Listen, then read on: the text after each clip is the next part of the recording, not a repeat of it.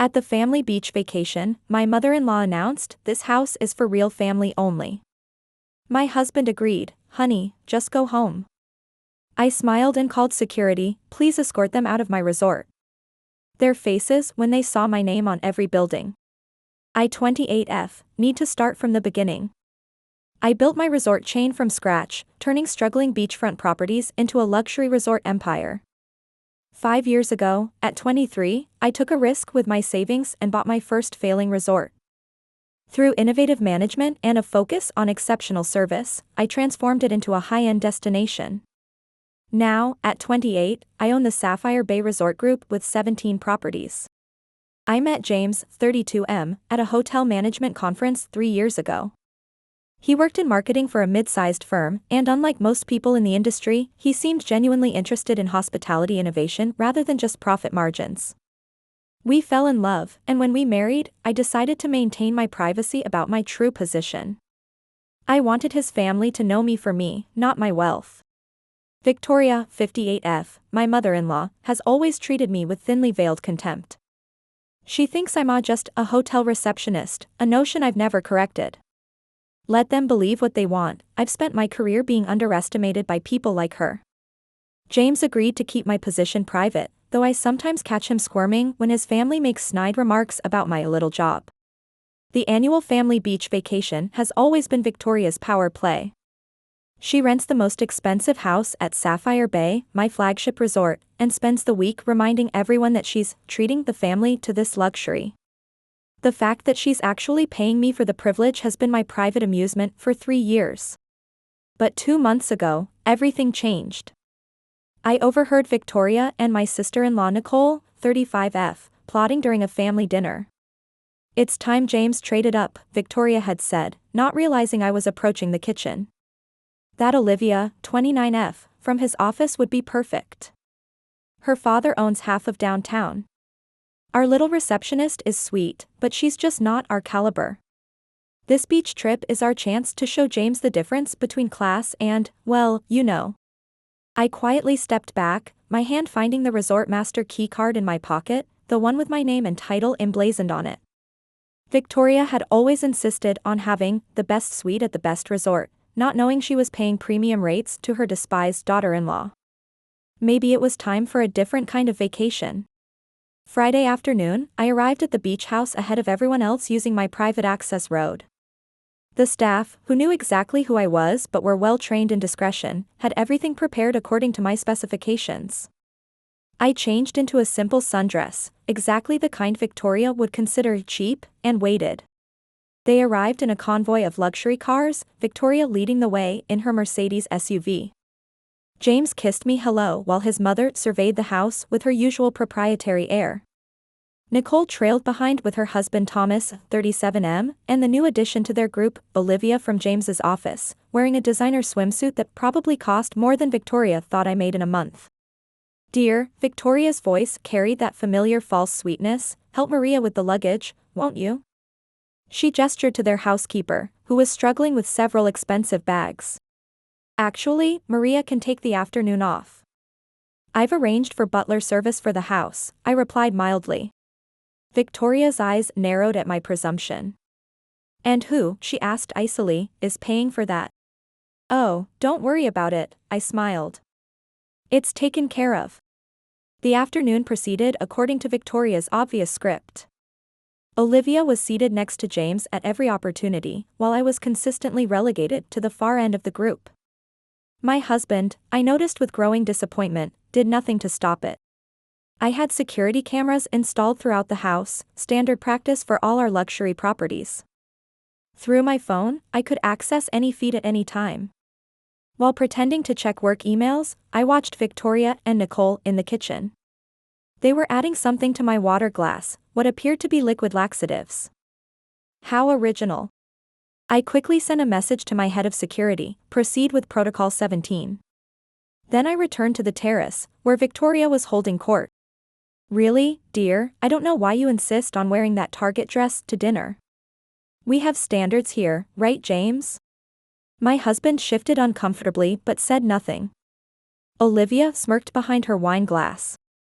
Speaking of standards, Victoria continued, I've been thinking this house really isn't big enough for everyone. Dear, perhaps you'd be more comfortable at one of the budget hotels in town? This is a family gathering, after all. I watched James, waiting for him to defend me. Instead, he stared at his plate. Honey, Mom has a point. It is getting crowded, and you'd probably be more comfortable. The doors to the terrace opened. John, my head of security, appeared with 2 other officers. Mrs. Chen, he addressed me formally, is everything all right? Victoria stood up, outraged. Who are you? How dare you interrupt our family dinner?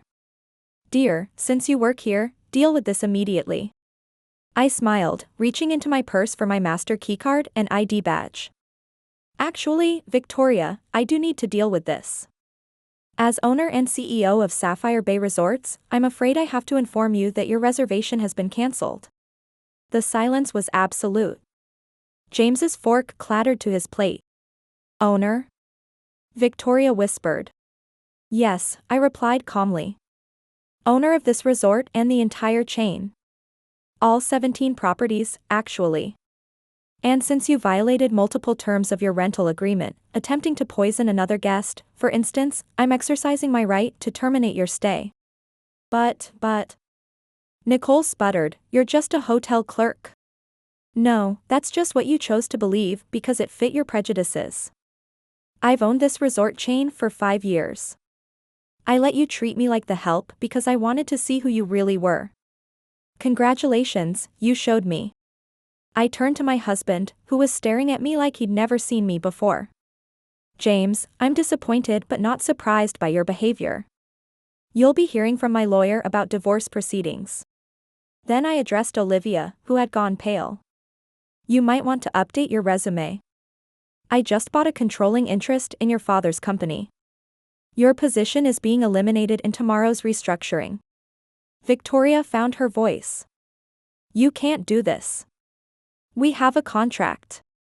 The contract you never bothered to read? The one that gives me the right to evict guests for cause? John, please escort everyone out. Their belongings will be sent to whatever accommodations they can find in town. I paused. Though I should warn you, I own all the luxury properties within a 50-mile radius. You might want to try the Motel 6. You've been lying to us for years. Victoria shrieked as security began clearing the terrace. No, Victoria. I simply let you show me who you really were. You never bothered to ask what I actually did, never showed any interest in my work or my life. You were too busy trying to replace me with someone you thought was better suited to your social status. I watched as they were escorted to their cars, Victoria still protesting, Nicole in tears, Olivia desperately trying to make calls on her phone. James lingered. I didn't know. That's the problem, James. You didn't want to know. You were so worried about keeping your mother happy that you never stood up for your wife. Good luck with the divorce. Don't worry about a settlement, I've already transferred enough to your account to buy a small condo. Maybe your mother will let you live in her pool house. Update 1, the video went viral 3 days later. Someone, probably kitchen staff, had recorded Victoria's meltdown as security escorted her off my property. The clip of her screaming, "But we're family," while being walked to her Mercedes racked up millions of views. Social media had a field day with the "A Beach House Boss Lady" saga, particularly when someone dug up Victoria's old Facebook posts bragging about treating the family to luxury vacations at Sapphire Bay. Her timeline was filled with condescending captions, "Another luxury weekend at our favorite resort. Some people only dream of staying here. #blessed. #luxury life." The story gained even more traction when business publications picked it up. Forbes ran a feature titled "The Silent CEO, How a Young Hospitality Mogul Built an Empire While Her In-Laws Thought She Was a Receptionist." The Wall Street Journal reached out for an exclusive, but I declined. My actions would speak louder than any interview could.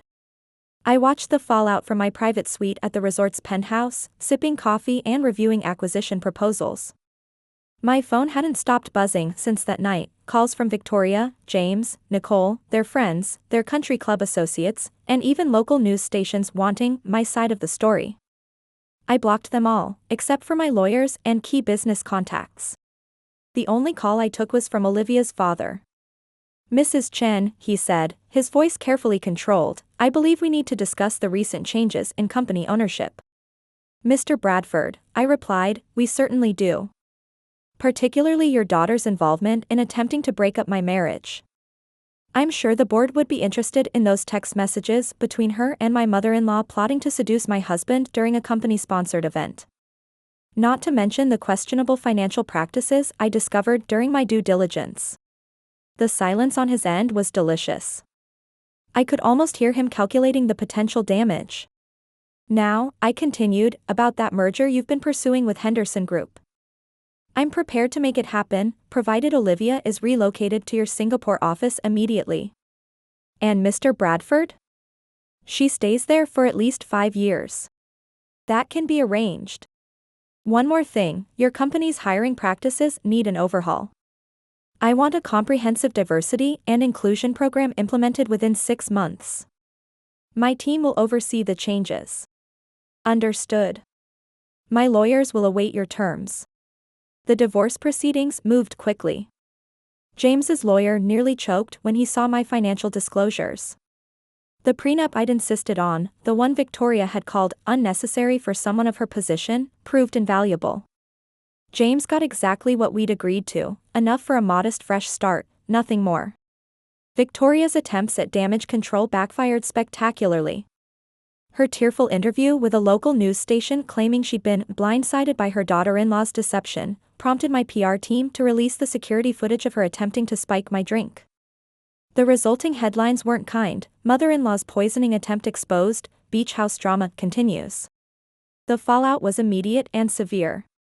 Victoria's carefully cultivated social media presence imploded as former household staff came forward with their own stories of her behavior. Luxury brands quietly removed her from their influencer programs. Her charity board positions began disappearing one by one.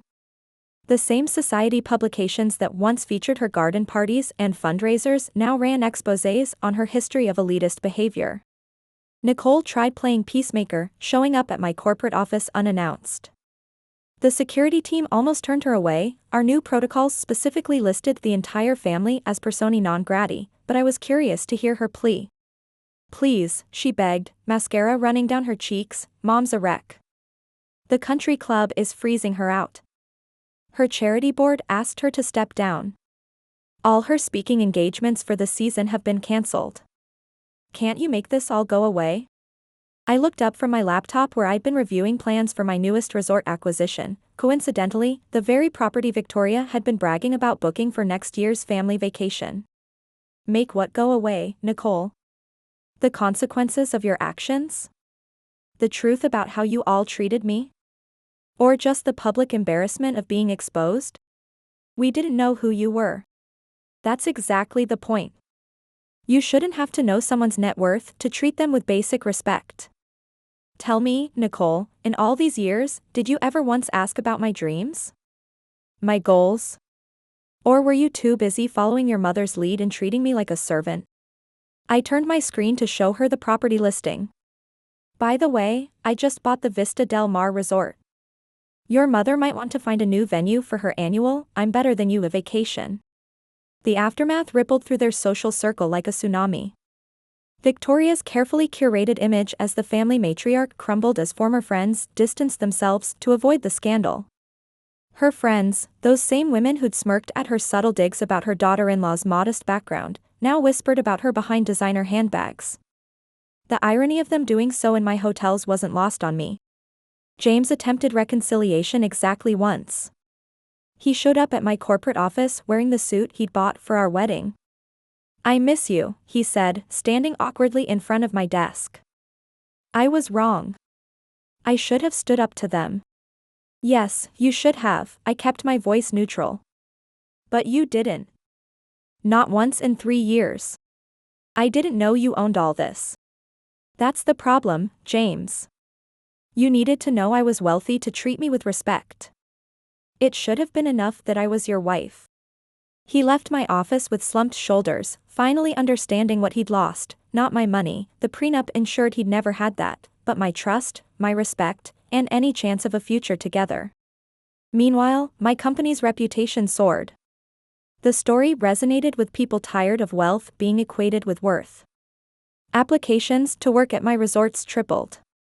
I implemented a new hiring policy. Any hint of elitism or superiority in an interview was automatic disqualification. Our employee satisfaction scores hit record highs. Maria, our former housekeeper who'd witnessed years of Victoria's condescension, accepted my offer to become head of housekeeping services with triple her previous salary and full benefits. As I watched her sign her new contract, tears of joy in her eyes, I knew that success wasn't just about making money, it was about maintaining your dignity while letting others reveal their true character.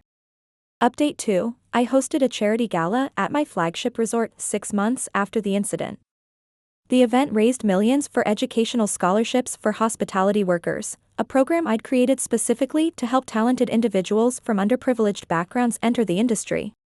Maria, now my head of housekeeping services, gave a moving speech about opportunities and second chances. Her daughter had just been accepted to Cornell's hotel management program with a full ride through our scholarship foundation. The standing ovation she received was a far cry from how Victoria used to treat her. Speaking of Victoria, she tried to purchase a ticket to the gala. Her payment was refunded with a note, "We reserve the right to refuse service." The media coverage was extensive, with business magazines that had once dismissed me as lucky now praising my strategic brilliance in building my empire. The transformation of my business continued. Sapphire Bay Resorts became known for more than luxury. We were celebrated for our corporate culture, employee retention, and zero-tolerance policy for guest harassment of staff. When Victoria's former friends complained about the decline in service standards since I'd instituted my progressive policies, I had their memberships in our loyalty program revoked. The final twist came during a routine business acquisition 2 years later. I was reviewing the purchase of a small but exclusive country club, the very one where Victoria had held court for decades. My assistant brought an interesting detail to my attention: Victoria still held a lifetime membership. I smiled, thinking of all those years of condescension. I used her exact words from the beach house in the membership termination letter: "Your presence would make other members uncomfortable." The letter was delivered the same day she received an invitation to James and Olivia's wedding at a budget hotel ballroom. Apparently, her new Singapore position had affected their circumstances more than expected. I donated Victoria's membership fees to our scholarship fund. The first recipient? Maria's youngest daughter, who dreams of owning her own hotel someday. Sometimes, sitting in my penthouse office overlooking the ocean, I think about that last family dinner at the beach house. The shock on their faces when they realized that the person they'd dismissed had held the power all along. Real power, I've learned, isn't in wealth or status. It's in being true to yourself, treating everyone with dignity regardless of their position, and never letting anyone else define your worth.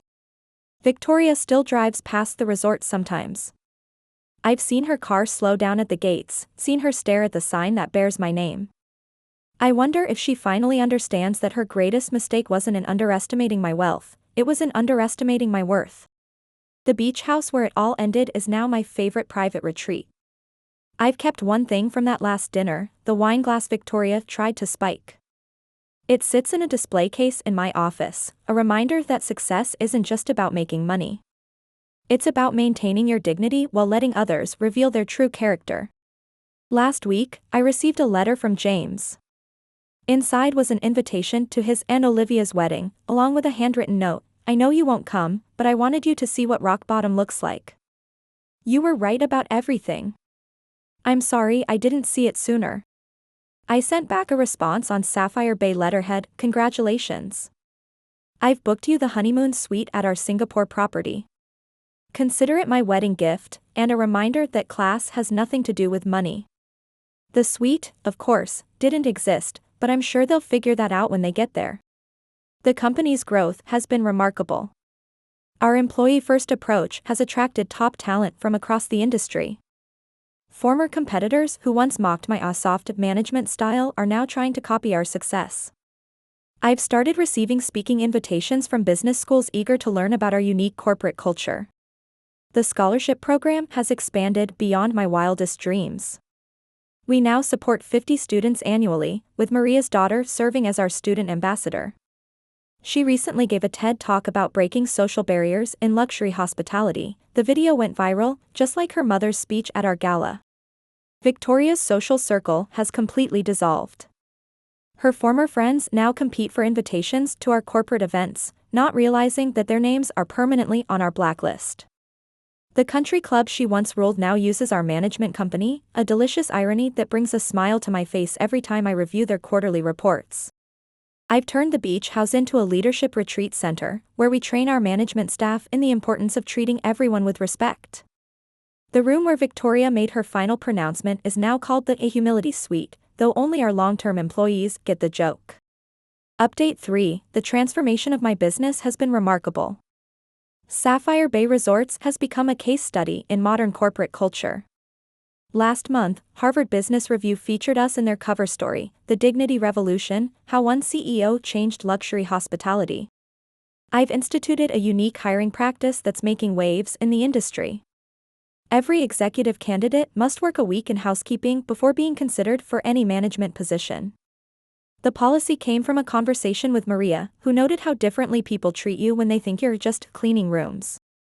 Speaking of Maria, her success story has inspired others. Both her daughters are now in Cornell's hotel management program, and our scholarship foundation supports 100 students annually.